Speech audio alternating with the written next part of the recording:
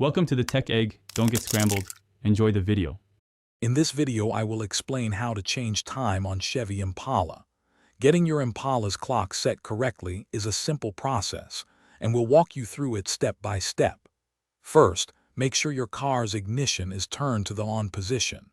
You don't need to start the engine, just ensure the electrical systems, especially your radio or infotainment screen, are fully powered up and visible. This prepares your vehicle for the time adjustment. Next, you'll need to access the time settings. For models with a touchscreen, look for a settings icon on your home screen, then navigate to time and date.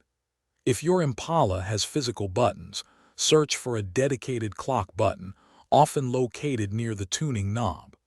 Pressing this button will typically initiate the time adjustment mode, making the hours or minutes begin to flash. Now it's time to adjust the actual hour and minute values.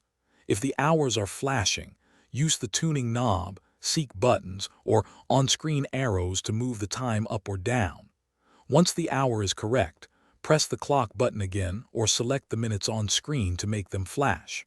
Repeat the adjustment process for the minutes. Remember to confirm AM or PM if your clock uses a 12-hour display. Finally, you need to save your newly set time. On many models, pressing the clock button one more time will save your adjustments. For touchscreen systems, look for a set time or done option. Some Impalas will automatically save the time after a few seconds of no input. Always double-check your dashboard display to ensure the time is accurate and reflecting your changes. You're all set. Thanks for watching. Consider subscribing if I helped unscramble your problems.